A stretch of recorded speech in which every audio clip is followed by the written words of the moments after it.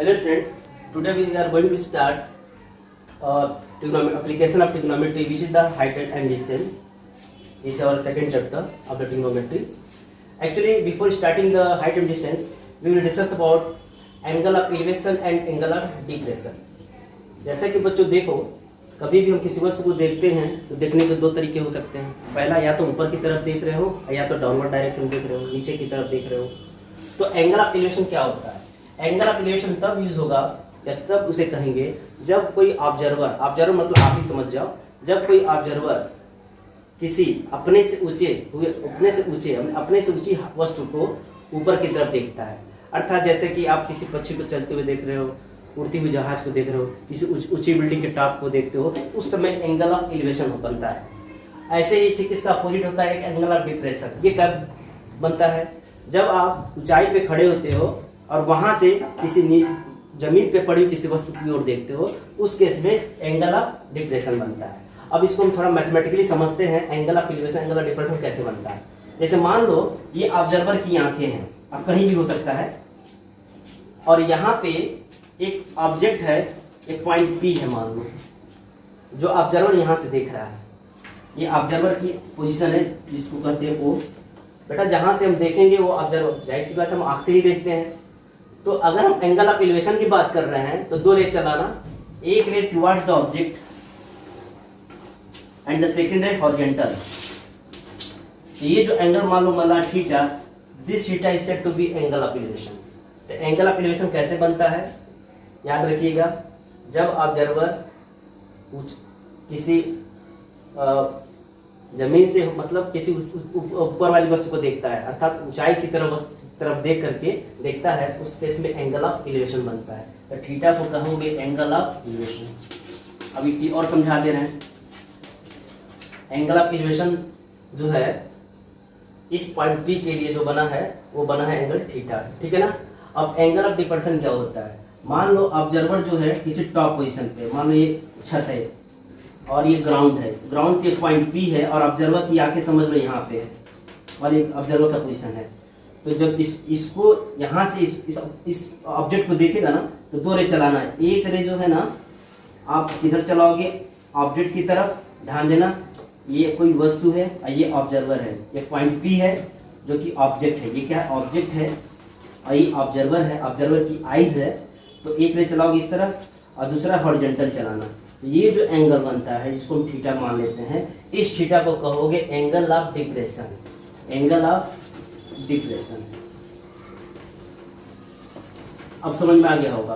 बाद में आप देखोगे ये दोनों लाइन पैरेलल है, इस वजह से अल्टरनेट एंगल प्रॉपर्टी से भी एंगल थीटा हो जाएगा। ये मैथमेटिक्स है, लेकिन फिलहाल जो आप समझ गए होंगे एंगल ऑफ एलिवेशन और एंगल ऑफ डिप्रेशन कब बनता है। फिर से शॉर्ट तरीके से बता देते हैं। जब आप किसी ऊंची वस्तु को देखते हैं, मतलब जमीन से किसी ऊंचाई से देखते हैं, आप ऊंचाई पे नहीं हो, आप जमीन पे, आप ग्राउंड पे हो और किसी ऊंची वस्तु को देखते हो, उसके टॉप को देखते हो, तो उस केस में एंगल ऑफ एलिवेशन बनता है।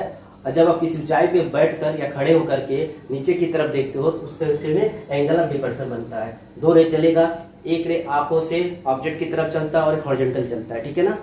थोड़ा और इसको एक्सप्लेन कर देते हैं, थोड़ा और लाइट डायग्राम बनाकर। मान लो कि ग्राउंड है और एक टावर है। टावर का जो हाइट है मान लो ये टावर है बेटा, जो न्यूमेरिकल में काम आएगा। एक ऑब्जर्वर है जिसकी हाइट h मीटर है मान लो। अब कहते हैं कि एक ऑब्जर्वर जो जिसकी हाइट h मीटर है वो टावर के टॉप को देखा, तो जब टावर के टॉप को देखेगा तो जाहिर से वाला टावर ऊंचा अगर है तो उस केस में ये एंगल ऑफ एलिवेशन बनेगा। तो टावर के टॉप के एलिवेशन एंगल कैसे बनाओगे? एक रे जो है टावर यहाँ से, मतलब ऑब्जर्वर की आंखें यहीं पे पहुंच जाएंगी, तो उसके टॉप की तरफ चलाइए और एक हॉरिजॉन्टल चलाइए। ये जो एंगल थीटा बनेगा उसको आप एंगल ऑफ एलिवेशन कहोगे। और उसी समय ये क्या है? Angle of elevation. Angle of elevation ध्यान दीजिएगा बेटा। उसी समय ऑब्जर्वर जो है ना अगर टावर के बॉटम को देखेगा तो उस केस में दो रे चलाना, एक हॉरिजॉन्टल जो कि ये है और दूसरा उस वस्तु की तरफ यानी क्यू की तरफ। ये जो एंगल बनेगा मान लो बीट अल्फा है। अब इस अल्फा को बोलोगे angle of depression. Angle of depression. तो अब क्या देख रहे हैं? At one time angle of elevation भी बन सकता है, एंगल ऑफ डिप्रेशन बन सकता है। कब? अगर कोई वस्तु या कोई व्यक्ति h ऊंचाई पे है और वहां से अपने किसी ऊंची बिल्डिंग को देखेगा। जब ऊंची बिल्डिंग देखेगा तो वहां से उसके टॉप का एलिवेशन बनता है तथा उसके बिल्डिंग के बॉटम का जो क्या कौन सा एंगल बनता है, डिपर्सन बनता है। यानी angle of elevation, angle of depression दोनों बन सकते हैं किसी सिंगल पॉइंट से। आपके न्यूमेरिकल में ना ये जरूरी नहीं है कि हर बार ऑब्जर्वर की हाइट दी हुई हो। कभी कोई कहता है कि from a point on the ground an observer makes an angle 30 degree इसका of the top of a tower. तो इसका मतलब यह है कि ऑब्जर्वर का जब हाइट नहीं देगा तो उस केस में हम ये मान के चलते हैं कि ऑब्जर्वर जो है ग्राउंड पे ही है और वो उस ग्राउंड पे है जिस ग्राउंड पे आपके टावर को ही है, पीक्यू है, पीक्यू टावर है। तो उस केस में भी आप एलिवेशन एंगल कैसे बनाओगे? अगर टावर के टॉप को दिख रहा है तो ऑब्जर्वर, तो दो रे चलाना, एक रे हॉरिजॉन्टल चलाएंगे और एक रे क्या चलाएंगे, टावर के टॉप की तरफ। तो मान लो थीटा है। तो ये सब न्यूमेरिकल हम लोग सीखेंगे। तो ध्यान दीजिए बच्चों, एंगल ऑफ एलिवेशन कब बनेगा? जब आप ग्राउंड से ऊपर की तरफ देख रहे हो। और एंगल ऑफ डिपर्सन कब बनता है? जब आप किसी एच ऊंचाई से या किसी बिल्डिंग पे हो और आप ग्राउंड की तरफ देख रहे हो। तो आइए इससे रिलेटेड हम न्यूमेरिकल्स लगाते हैं और धीरे धीरे कॉन्सेप्ट आपको क्लियर हो जाएगा। जितना आप न्यूमेरिकल लगाओगे उतना ही आपको आता जाएगा। ठीक है, thank you very much. Hello student, welcome to online classes. Now we are going to start application of trigonometry which is height and distance. In this segment we will discuss about some numerical problem related to trigonometry and I think height and distance. Now we are taking first question. The first question is, from a point on the ground the angles of elevation of the bottom and top of a transmission tower fixed at the top of a 20-meter high building are 45 degree and 60 degree respectively. Then find the height of the tower. बेटा इसको कैसे लगाते हैं? First of all you have to make a diagram for the given question. जरा question को पढ़िए। From a point on the ground, समझ लो ये ग्राउंड है, ये हॉरिजॉन्टल लाइन ग्राउंड है। इस ग्राउंड पे एक ऑब्जर्वर है। कैसे जाना? एक्चुअली ग्राउंड पे ऑब्जर्वर, तो ऑब्जर्वर की हाइट भी होगी, लेकिन यहाँ हाइट नहीं दिया है तो हम कह सकते हैं ग्राउंड पे ही ऑब्जर्वर है, अर्थात वो ग्राउंड से ही देख रहा है। ऑब्जर्वर किसको देख रहा है? क्वेश्चन को आप पूरा रीड करें तो समझेंगे। The angles of elevation of the bottom and top of a transmission tower is at the top of a 20-meter high building are 45 degree and 60 degree respectively. मतलब बेटा क्या है, इसी ग्राउंड पे एक 20 मीटर की ऊंची बिल्डिंग है। मान लो बेटा ये बिल्डिंग है, आप इसको आप बिल्डिंग समझ सकते हो। इस लाइन को थोड़ा सा इसको आप डार्क कर दो, थोड़ा सा ये बिल्डिंग है। आप थोड़ा इसको थोड़ा सा आप जो है ना इसको लॉजिकली आप बना सकते हो कुछ। बेटा ये PQ इज बिल्डिंग है और इसके ऊपर ट्रांसमिशन टावर है। जैसा कि आपने देखा होगा बिल्डिंग पर नेटवर्क होते हैं, टावर लगे होते हैं, तो वैसे ही एक टावर लगा हुआ है। बेटा ये PQ है और इसको तुम मान लो टावर PT है, टीफर टावर समझ लो। तो अकॉर्डिंग टू क्वेश्चन ऑब्जर्वर जो है ग्राउंड पे है, PQ जो है बिल्डिंग है जिसकी ऊंचाई जो है 20 मीटर है। तो क्या हो रहा? ऑब्जर्वर यहीं से देख रहा है। पहले किसको देख रहा है ये समझते हैं, ध्यान से देखो। The angle of elevation of the bottom and top, bottom किसका बॉटम? टावर के बॉटम। टावर का बॉटम P है। तो जब एलिवेशन एंगल दिखेगा आपको पता है, दो रेस चलाते हैं। ऑब्जर्वर की आई से निकलेगी, एक हॉरिजॉन्टल चलेगा अर्थात बेस की तरफ, एक टुवर्ड्स द ऑब्जेक्ट चलता है अर्थात टावर के बॉटम पे चलेगा। ध्यान से देखो, फिर से समझते हैं। ये दो एंगल है 45 और 60 डिग्री कैसे बन रहे हैं, सुनो यहाँ से। यही देखो, the angles of elevation of the bottom, पहले बॉटम का जिक्र है एंड देन टॉप, फिर टॉप का जिक्र है। तो बॉटम पे इसी पॉइंट पे जो एंगल बनेगा वो पहले बनेगा 45 डिग्री और उसी पॉइंट से अब ऑब्जर्वर किसको देख रहा है? टावर के टॉप को देख रहा है, ट्रांसमिट टॉप को दिख रहा है। अब ये कितना एंगल बना रहा है? ये बना रहा है 60 डिग्री। बट आप समझ गए होंगे, ठीक है। तो क्या निकालना है पहले समझो। Then find the height of the tower. बेटा height of the tower means क्या? TP निकालना। तो मान लेते हैं the height of the tower be h metre. बहुत सिंपल है। आप थोड़ा एक्सप्लेनेशन ऐसे करोगे कि in this figure PU is the height of the house या building, sorry building. PQ is the height of the building which is the 20 meter. TP is the height of the transmission tower and O is the position of the observer जो देख रहा है, ठीक है ना। चलो बाकी ये एंगल आप देख रहे हो 45 डिग्री है, 60 डिग्री है। यहाँ देखो दो राइट एंगल ट्रायंगल है, एक राइट एंगल ट्रायंगल आपका PQO है and the second right angle triangle is QQO। एक मिनट और है, आप इसको ना x मीटर मान लेना। क्या मान लेना? x metre. अर्थात सॉल्यूशन में क्या मानोगे? Let TP equal to h metre and OQ equal to x metre. ये फॉर्मेलिटी आप मान सकते हो। उससे पहले बेटा जरा एक्सप्लेन कर देना PQ क्या है, TP क्या है, O क्या है। these are the all things you have to explain it, okay? अब देखो राइट एंगल ट्रायंगल, पहले छोटा ट्रायंगल ले चलो। तो देखो इन ट्रायंगल PQO आप tan 45 डिग्री का लगाओ। तो tan 45 डिग्री इक्वल टू क्या होता है? परपेंडिकुलर अपॉन बेस, अर्थात PQ अपॉन OQ। ध्यान देना बेटा, हमें अंत में ना हमको हाइट ऑफ द टॉवर ही चाहिए, ठीक है ना? ये मतलब ये जो टॉवर है h की वैल्यू ही चाहिए। चलो अब ऊपर की क्वेश्चन में अरेंज कर देते हैं, डायग्राम को अरेंज नहीं करेंगे, ठीक है, ध्यान दीजिएगा। तो 1 होता है tan 45। देखो डायग्राम PQ क्या है? PQ जो बेटा 20 है, 20 हो गया एंड ये x हो गया। So it becomes x equal to 20 metre. x तो आ गया, x तो नहीं पूछ रहा। नाउ इन ए ट्रायंगल, अब बिगर ट्रायंगल लो। बिगर ट्रायंगल कौन है? TQO लेते हैं tan 60 के लिए। देखो tan 60 डिग्री क्या होगा समझो, पूरा होगा TQ अपॉन OQ। अर्थात TQ जो है h+20 है, h+20 और डिवाइडेड बाई, और ये x है। और अभी आपने x निकाला था, क्या निकाला था? 20 मीटर। तो आप चाहो तो 20 मीटर रख दो। दिस इंप्लाइज tan 60 क्या? √3 h+20 और divided what? Again 20 using first. इसको चाहो तो फर्स्ट लिख करके कर देना यूजिंग फर्स्ट, या √3 20√3 by cross multiply 20√3 equal to h+20। 20 है ट्रांसफर करो, आप 20 कॉमन भी ले लो। बेटा चाहो तो ना √3 की वैल्यू होती है 1.732, इसकी वैल्यू रख करके आप मल्टीप्लाई कर सकते हो, ठीक है ना? नहीं तो आप ऐसे भी आंसर दे सकते हो। तो क्या कहोगे? Therefore the height of the transmission tower is which is h equal to होगा 20 into √3 - 1 मीटर। यही आपका रिक्वायर्ड सॉल्यूशन है। अब चाहो तो √3 की वैल्यू रख करके 1.732 वैल्यू रख करके भी आप h की वैल्यू एग्जैक्ट निकाल सकते हो। Now the next question is a statue of 1.6 metre tall stands on the top of a pedestal. From a point on the ground, the angle of elevation of the top of a statue is 60 degree, and from the same point, the angle of elevation of the top of the pedestal is 45 degree. Then find the height of the pedestal. देखो pedestal क्या होता है? It mean the चबूतरा। आपने देखा होगा कि जितने भी मतलब महान लोग होते हैं, उनकी जो मूर्तियां स्थापित होती है किसी हाइट के ऊपर ही रखी जाती है।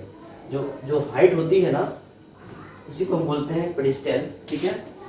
तो करना क्या है? सबसे पहले आप इसकी ज्योमेट्री बनाओगे, अर्थात डायग्राम बनाओगे, क्योंकि हाइट एंड डिस्टेंस में अगर आप डायग्राम सही से बना लेते हो तो आपका आधा सवाल तो ही लग जाता है। तो सबसे पहले देखो ये ग्राउंड बनेगा, ये ग्राउंड है जिसको हम बेस करते हैं। बेटा अब यहाँ पेडिस्टल है, तो आप इसको समझो ऐसे बनाते हैं जनरली हम लोग। ये पेडिस्टल है, थोड़ा सा मजबूत होना दो, ठीक है?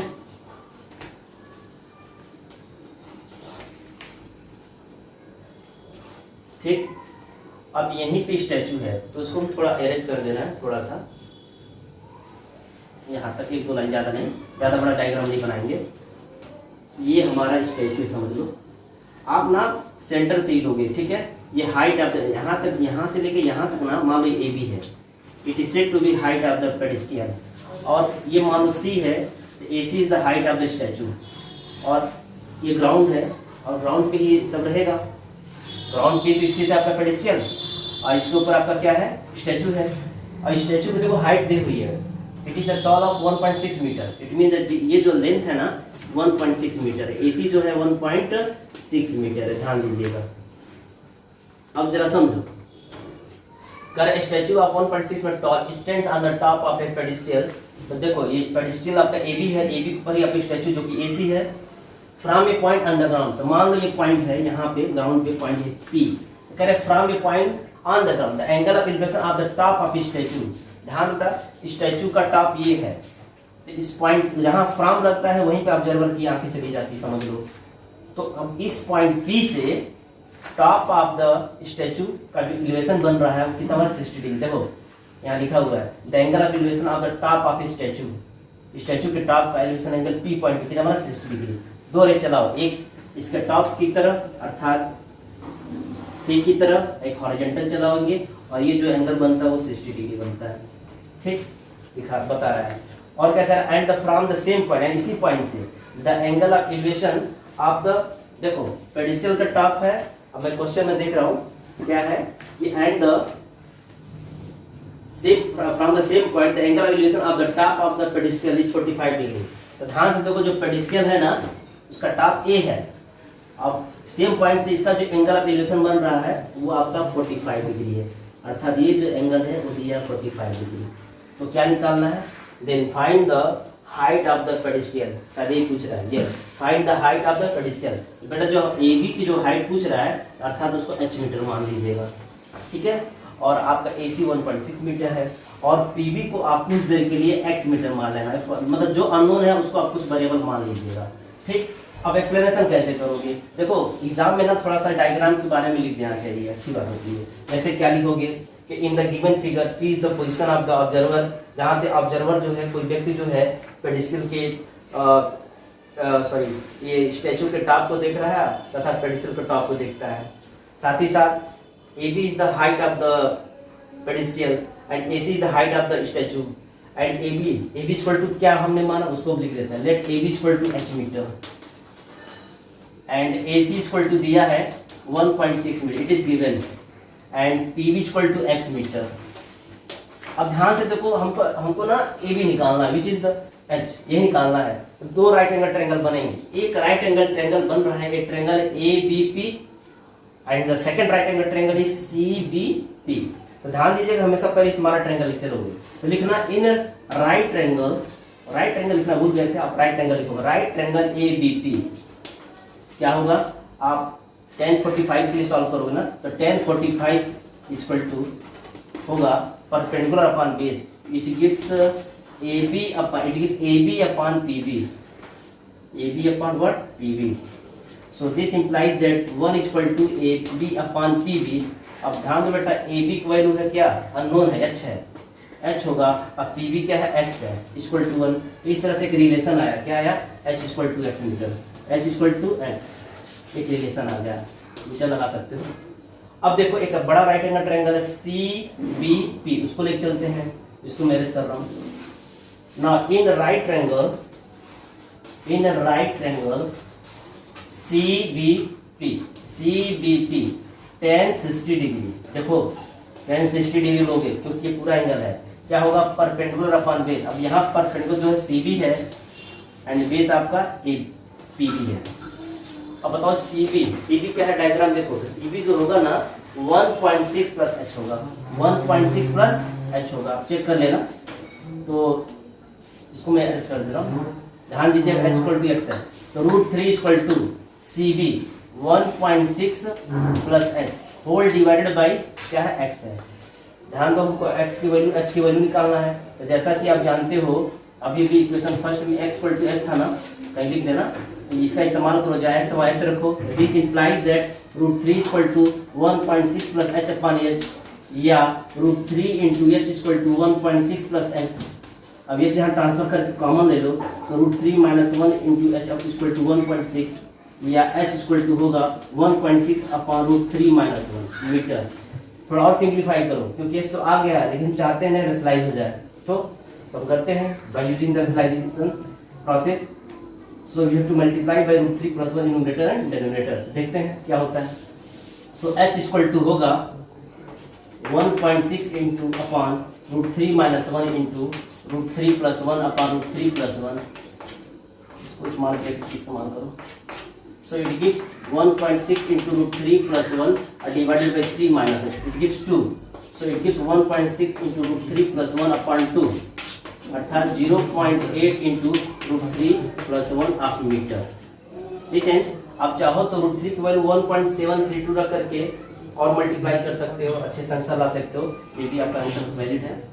तो हम कह सकते हैं the height of the pedestal is 0.8 into √3 + 1 metre. That's its your solution. अब आते हैं अगले क्वेश्चन पे।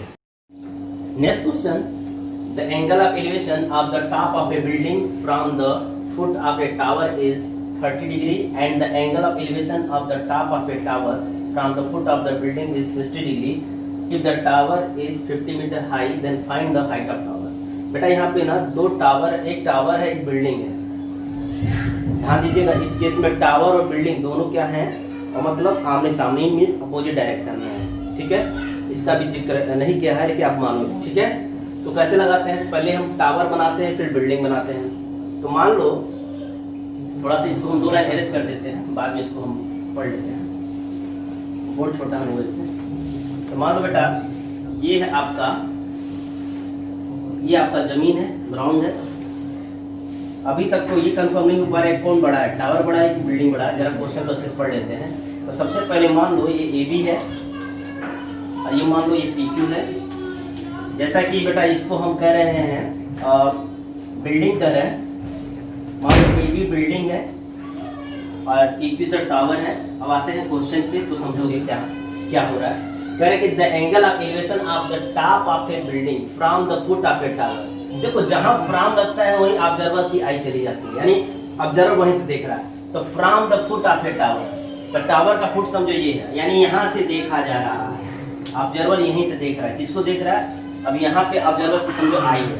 अब यहाँ से किसको देखेगा, बिल्डिंग के टॉप को देखेगा। तो देखो क्या कर रहा है, the angle of elevation of the top of a building, मैंने बिल्डिंग को टॉप को देखा कहां से, from the foot of a tower, अर्थात टावर का फुट क्यों है, यहीं से देखा बिल्डिंग के टॉप को।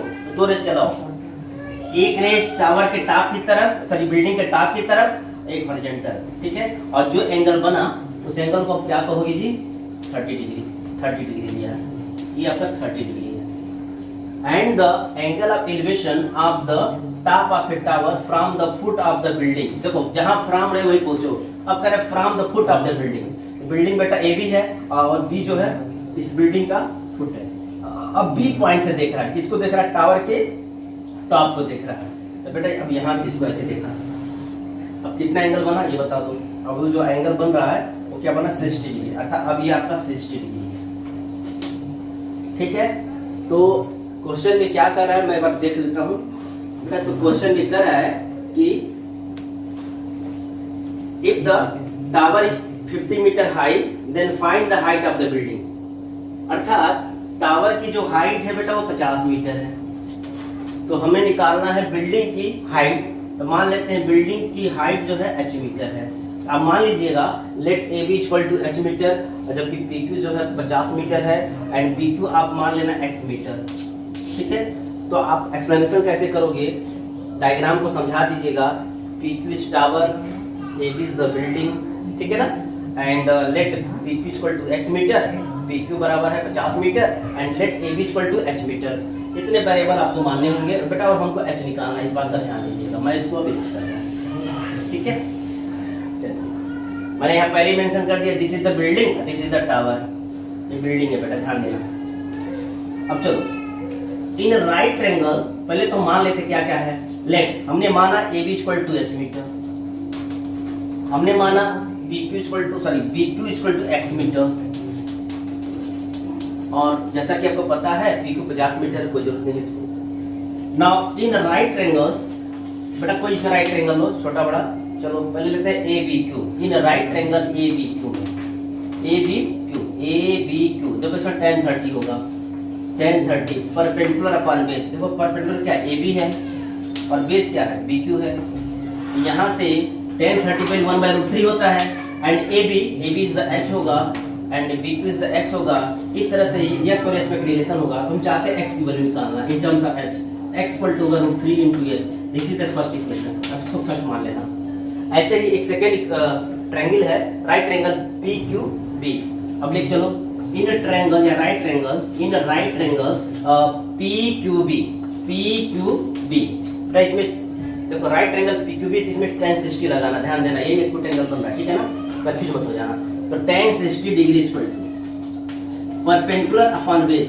आई think perpendicular is the PQ and base is again BQ।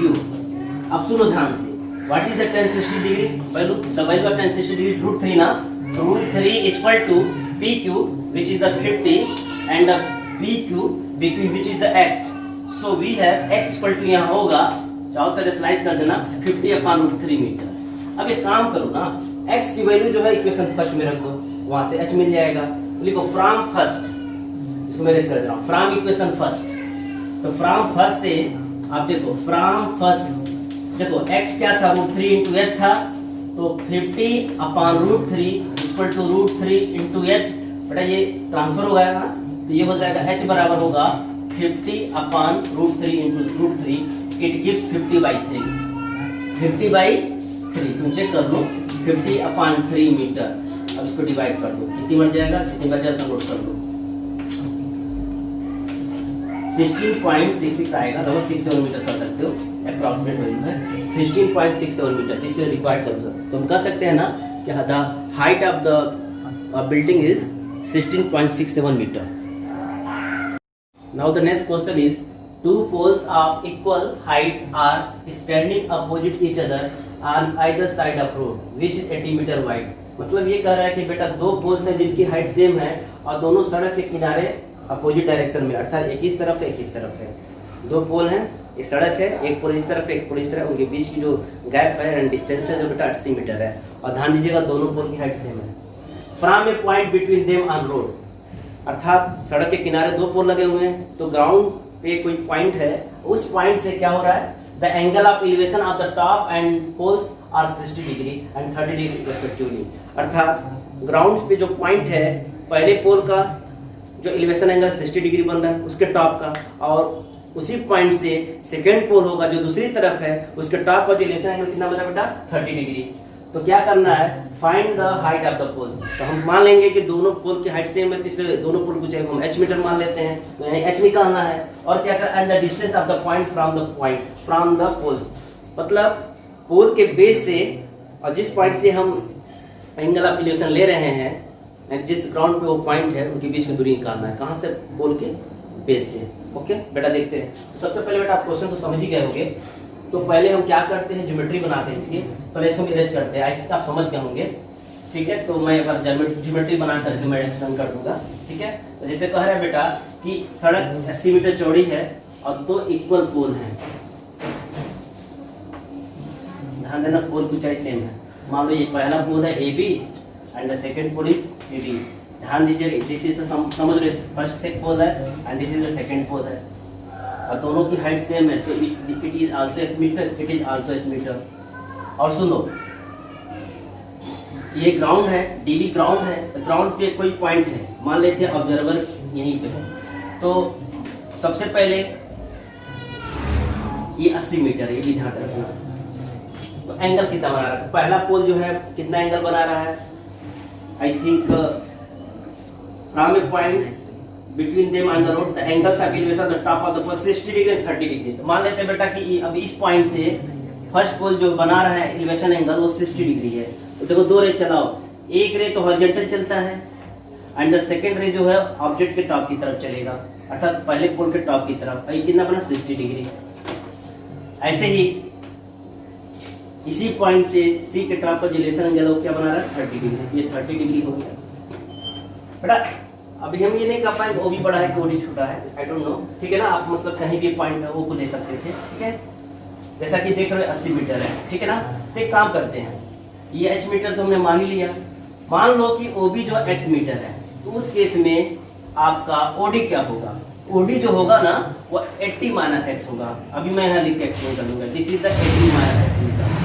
तो आप मान लो लेट AB जो कि है CD के बराबर, इसको क्या मान लिया मैंने, h metre, and let OB जो कि है x मीटर, ये भी मान लिया। दिस इंप्लाइज दैट OD जो होगा, मैं डायरेक्ट लिख रहा हूँ, 80 में से ना x माइनस करो, it gives 80 minus x metre. हमारा मेन टारगेट है h को निकालना, और हमको ये निकालना है कि पहले पोल से वो पॉइंट की पोजीशन स्थिति क्या है, अर्थात OB क्या है, ठीक है। BO की दूरी चाहिए जो कि x मीटर के बराबर होगा। तो देखते हैं। तो सबसे पहले बेटा राइट एंगल ट्रायंगल ढूंढिए। दो राइट एंगल ट्रायंगल है, साफ साफ दिख रहा है। पहले ये ले लो कोई भी, इन राइट ट्रायंगल, क्या है right triangle A B O, चलो इसमें एंगल भी 90 डिग्री है, ध्यान दीजिएगा। तो tan 60 degree equal to perpendicular upon base, here perpendicular is the A B and base is the O B, so it gives √3 equal to, क्योंकि tan 60 degree √3 है, A B आपका h बाई x होगा, so it gives x और h में एक relation आ गया, चाहो तो h equal to √3 into x लिख दो, कोई इशू नहीं है। This is the first equation. ऐसे ही एक और राइट एंगल ट्रायंगल है, इन राइट ट्रायंगल बेटा CDO है, क्या है, ये भी राइट 90 डिग्री है, CDO, यहाँ पे tan 30 डिग्री है, tan 30 degree equal to perpendicular upon base, अर्थात CD अपॉन DO, क्या OD लिख दो, कोई इशू नहीं, CD upon OD, it gives 1/√3 equal to CD gives also h, और बेटा ये OD जो होगा वो 80 माइनस x है, ध्यान दीजिएगा। अब क्रॉस मल्टीप्लाई कर दो, ऊपर का 2-3 लाइन कर देना, क्रॉस मल्टीप्लाई कर दो, it gives √3 of h into h equal to 80 minus x, ठीक है ना। जहां x की जगह पे क्या रख दो, √3x, तो या √3 इंटू √3x बराबर 80 माइनस x, यहाँ लिख देना यूजिंग फर्स्ट, माने एक का हमने यूज किया, हमने यूजिंग फर्स्ट, ठीक है, ध्यान देना, ठीक है। अच्छा देखो √3 इंटू √3x ना, तो 3x इक्वल टू होगा 80 माइनस x, अर्थात 4x इक्वल टू क्या होगा 80, थोड़ा और सिंप्लीफाई करो तो it gives x equal to 80/4, 80/4, x equal to होगा 80/4 इक्वल टू 20 मीटर, बेटा x निकाल लिया, तो पहला आंसर आ गया, क्या आया कि the position of first tower from the point O is 20 metre, यानी ग्राउंड पे जो पॉइंट है वहां से जो पहले पोल की जो दूरी है वो क्या है 20 मीटर है, और सेकंड पोल की दूरी होगी 60 मीटर, आप ऐसे भी लिख सकते हो, एंड h इक्वल टू होगा √3 इंटू 20 मीटर, या आप चाहो तो 20√3 मीटर कर सकते हो, चाहो तो आप एग्जैक्ट आंसर निकाल सकते हो 20 इंटू 1.732 मीटर, बेटा मल्टीप्लाई करके निकाल देना, जो आएगा वो भी आंसर है, वैसे आपको ये भी आंसर सही माना जाएगा 20√3 मीटर, तो कह सकते हो the height of the both pole is 20√3 metre, क्योंकि दोनों पोल क्या है, दोनों की हाइट सेम है ना, तो 20√3 मीटर है, नहीं तो 20 इंटू 1.732 से मल्टीप्लाई कर दीजिए, जो आएगा वही आंसर माना जा सकता है। 1.5 meter tall boy is standing at some distance from a 30 meter tall building. The angle of elevation from his eyes to the top of the building increases from 30 degree to 60 degree as he walks towards the building. Now find the distance he walked towards building. देखो question बड़ा आसान है, एक लड़का है जिसकी height है 1.5 metre और वो किसी बिल्डिंग के सामने खड़ी है या खड़ा है, और बिल्डिंग की जो हाइट है वो 30 मीटर है। यहाँ पे एक चीज याद रखिएगा, बिल्डिंग जिस बेस पे खड़ा है वही बेस जो है उस लड़के के लिए, उस बॉय के लिए है, ठीक है ना। तो आपके पूरे ट्रिग्नोमेट्री में बेस जो होगा दोनों के लिए क्या होगा, एक ही होगा, ठीक। तो इट मीन दैट प्लेन होगा, प्लेन सरफेस होगा, प्लेन सरफेस पे ही बिल्डिंग खड़ी है, प्लेन सरफेस पे बॉय खड़ा है। तो कैसे बनाते हैं बेटा, पहले इसकी ज्योमेट्री बनाते हैं। ध्यान दीजिएगा, पहले जो बिल्डिंग को टॉप को देखा तो उसकी आंखों पे कितना एंगल बना, 30 डिग्री। बाद में वही लड़का जो बिल्डिंग की तरफ चलता है, कुछ दूरी जाता है, अब वो कितना एंगल बनाता है, 60 डिग्री। इसको डायग्राम को बनाते हैं, इसको पहले अरेंज करते हैं, ठीक ना। तो बेटा समझो, पहले तो ग्राउंड बनाएंगे, आप इसको पॉज बटन यूज करके क्वेश्चन को पढ़ लीजिएगा, आपके एनसीईआरटी टेक्स्ट बुक से रिलेटेड क्वेश्चन है। बेटा ये ग्राउंड है और इस ग्राउंड पे एक बिल्डिंग है, तो मान लो A B is a building, यहाँ लिख दीजिएगा ए बी इज बिल्डिंग, ये बिल्डिंग है, बेटा ये बिल्डिंग है, ठीक। और टॉल बॉय है कोई, चाहे से बॉय की हाइट थोड़ी कमी रखो ना, बिल्डिंग बहुत ऊंची होती है, तो पी क्यू जो टॉल बॉय है इसकी भी हाइट दी हुई है और बिल्डिंग की हाइट दी हुई है। अच्छा देखिए बिल्डिंग की हाइट कितनी दी है, 1.5 मीटर टॉल बॉय है, यानी PQ जो है ना 1.5 मीटर है, जो कि बॉय है, ये बॉय है, ध्यान दीजिएगा। और बिल्डिंग की जो हाइट है, कह रहा है कि 1.5 metre tall boy standing at the some distance from a 30 metre tall building. बेटा जो बिल्डिंग की जो हाइट है ना वो 30 मीटर है, 30 मीटर है, ठीक है। पहले जो है वो जो आदमी यानी बॉय है वो बिल्डिंग के टॉप को देख रहा है, तो ध्यान देना इलिवेशन एंगल कितना बना रहा है, 30 डिग्री बना रहा है, क्योंकि 30 से 69 पहले 30 डिग्री बनाएगा, ठीक है ना। तो कैसे बनता है मैं फिर से बता दूं। तो अब यहाँ पे उस बॉय की हाइट PQ है ना, तो मान लो Q पॉइंट जो होगा ऑब्जर्वर की आंखें होंगी, तो यहाँ से 2 रेज चलाना, बिल्डिंग के टॉप को देखना, थोड़ा टॉप को थोड़ा ऊंचा बना दो थोड़ा सा। तो एक रे जो है टॉप बिल्डिंग के टॉप पे चलेगा, अर्थात टॉप की ओर ले जाइए ऐसे, और एक हॉरिजॉन्टल लेके जाएंगे, ध्यान देना हॉरिजॉन्टल है, ठीक है। ये 2 रे, और ये कितना एंगल बना, 30 डिग्री बना, ठीक है। एरो बनाओ या ना बनाओ, ठीक है। अब देखो इस जहाँ ये कट करेगा इसका कुछ नाम दे दो, चलो E पॉइंट है, मान लो E पॉइंट है। अब क्या हो रहा है कि जो बॉय है ना बिल्डिंग की तरफ गया, मान लो कुछ दूरी चला, यानी यहाँ से बॉय जो है यहाँ पहुंच गया, चलो यहाँ पहुंच गया मान लो। अब इसका नाम नेमिंग कर दो, P डैश कर दो और Q डैश कर दो। अब उसकी आई मान लो प्लेस ये होगा, अब वो बिल्डिंग को टॉप को देखा, अब उसका एलिवेशन एंगल कितना बन रहा है, 60 डिग्री बन रहा है, अर्थात ये एंगल कितना होगा, 60 डिग्री। तब तक वो कितना दूरी मूव कर गया, x मीटर, ये मानते हैं हम लोग हैं, ठीक है। तो अब क्या पूछ रहा है कि क्वेश्चन में यही पूछ रहा है बच्चों कि the angle of elevation from his eye to the top of the building increases from 30 to 60 degree as he walks towards the building. Find the distance he walked towards the building. मतलब बस QQ dash पूछ रहा है, तो QQ dash को हमने x metre मान लिया, और इस तरह से बेटा Q डैश भी को अननोन है, तो इसको आप कुछ देर के लिए y मीटर मान लो, क्योंकि इसकी भी जरूरत पड़ेगी हमें, ठीक है। लेकिन हमारा मेन टारगेट है to find the value of x। पहले ऑब्जर्वर PQ की हाइट ऑफ द बॉय है, तो Q पे 20 पॉइंट से टावर के टॉप को देखा, बिल्डिंग का टॉप देखा, तो 30 बना। जब मूव किया आगे की तरफ यानी बिल्डिंग की तरफ, तो मान लो Q डैश का पोजीशन हो गया, तो Q डैश से ऑब्जर्वर के टॉप पर एलिवेशन 60 डिग्री बना, तो हमें निकालना है कि कितना दूरी वो मूव किया टावर की तरफ, वो दूरी क्या है, x मीटर है। अब हमारे पास 2 राइट एंगल ट्रायंगल है, एक राइट एंगल ट्रायंगल है छोटा वाला triangle AEP dash, and the second right angle triangle छोटा वाला बड़ा वाला है AEP है। तो सबसे पहले ये बताओ, अगर ये y मीटर है तो ये भी तो y मीटर होगा, और अगर आपने इसको x मीटर माना तो ये भी तो x मीटर होगा। तो आप लेट में क्या मानोगे, let PP dash equal to QQ dash equal to x metre, क्योंकि दोनों बराबर ही होंगे। और क्या माना आपने, P dash Q dash equal to, यहाँ बेटा EB होगा, EB जो होगा वो आपका क्या होगा देखो, वो तो आप टोटल 30 है ना, तो बच्चे की जो हाइट है, लड़के की जो हाइट है वो आई थिंक 1.5 मीटर है, घटाना पड़ेगा। तो पूरे 30 में से आप क्या कर दो, 1.5 घटा दो, 1.5 घटा दो, तो आएगा 28.5 आएगा, 28.5 मीटर, ठीक है ना, बिल्कुल सही है, आप चेक कर सकते हो। यानी ये जो होगा ये तो सेम है, P डैश Q डैश और सॉरी EB जो होगा ये 1.5 मीटर होगा, ये हाइट की हम बात कर रहे हैं। और A क्या होगा, जो A होगा आप देखो तो 30 में से इसको माइनस करो ना, 30 माइनस 1.5 ये होगा 28.5, सॉरी आप चेक करो, ज्योमेट्री में सब कुछ दिख रहा है।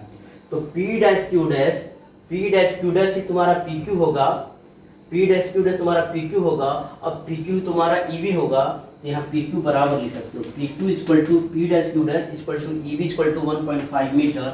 और साथ ही साथ ये भी हमने देखा जो A होगा वो क्या होगा, AB माइनस B होगा, और AB मतलब क्या है 30 है, और B आपका क्या है अभी 1.5 है, या EB बोल सकते हैं, और सेपरेट करोगे तो 28.5 मीटर आएगा, ठीक है ना। अब आते हैं हम ट्रिग्नोमेट्री पे। बेटा 2 राइट एंगल ट्रायंगल, एक राइट एंगल ट्रायंगल AP इधर से, इन राइट ट्रायंगल आप यहाँ से स्टार्ट कर सकते हो, इधर राइट ट्रायंगल AEP डैश, तो tan 60 degree equal to perpendicular upon base, अर्थात A upon P dash E, जरा वैल्यू पुट करो। तो tan 60 डिग्री वैल्यू क्या है, इसको मैं रेस्ट कर दे रहा हूँ, √3 होता है। और A देखो डायग्राम में, तो A जो होगा ना 30 में से हमने माइनस किया 1.5, तो क्या आया था 28.5 आया था, 28.5 अपान, और P डैश ई क्या है, P डैश ई आपका y माना है, तो इस तरह से बेटा √3 इंटू वाई जो होगा 28.5 है, या y इक्वल टू आ गया 28.5 अपान √3 मीटर। बाद में इसको कैलकुलेट कर दीजिएगा। Now the second right angle triangle is in triangle, right angle triangle ध्यान दीजिएगा AEP, AEP है tan 30 डिग्री, तो tan 30 degree equal to perpendicular अर्थात AE एंड बेस जो होगा आपका पूरा होगा PE होगा, PE बन रखो। तो 1/√3 इक्वल टू AE। देखो बेटा AE को क्या होगा, AE वही होगा जो भी हम निकाले थे। टोटल 30 था, इसमें से 1.5 माइनस किया तो आएगा 28.5 अपान PE। और देखो P कहाँ है, पूरा है ना, x प्लस वाई है, x प्लस वाई। अब क्या करो, जैसा कि आप देख रहे हो कि y की वैल्यू में 28.5/√3 को इनपुट करेंगे, उससे पहले थोड़ा सिंप्लीफाई करते हैं, थोड़ा एक दो लाइन और अरेंज करते हैं, ठीक है। तो हम यहाँ इसको एडजस्ट कर देते हैं। तो देखो x plus y equal to होगा 28.5 इंटू √3, या x प्लस वाई को इनपुट कर दो यहाँ से, तो 28.5 अपान √3 इक्वल टू 28.5√3। इसको उधर ट्रांसफर करो और सेपरेट करो या कॉमन लो, मैं इसमें यहाँ लिख दे रहा हूँ। तो आएगा x इक्वल टू आएगा 28.5√3 अब माइनस 28.5√3 और डिवाइडेड बाय क्या रहेगा जी, √3। अब इसमें से कुछ कॉमन ले लो, √3 यहाँ है, ठीक है। अब 28.5 कॉमन ले लो तो क्या आएगा, √3 माइनस 1/√3। थोड़ा इसको और सिंप्लीफाई करोगे तो 28.5 √3 इंटू √3 मल्टीप्लाई 3 माइनस 1 होगा अपॉन √3 होगा, तो 2 आएगा, ठीक है ना, 2 आएगा। तो 2 इंटू 28.5 अपॉन √3 और ये मीटर होगा। और ये बेटा क्या है, यही वैल्यू है, किसकी वैल्यू है, x की वैल्यू है। थोड़ा और इसको सिंप्लीफाई करोगे जो आएगा वही हमारा आंसर होगा। थोड़ा सा और इसको सिंप्लीफाई करते हैं तो x इक्वल टू होगा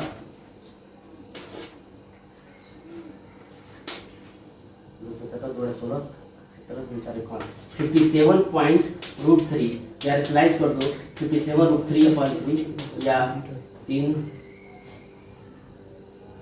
90√3 मीटर, आप पूरा कर सकते हो अपने तरीके से, यस मीटर। इस तरह से आप क्या देख रहे हो कि जो बॉय है ना, जिसकी हाइट 1.5 मीटर टॉल थी, वो PQ से जब P' Q' अर्थात इस पोजीशन में पहुंचेगा तो कितना दूरी मूव कर जाएगा, 90√3 मीटर। ये हमारा रिक्वायर्ड सोल्यूशन है, ठीक है।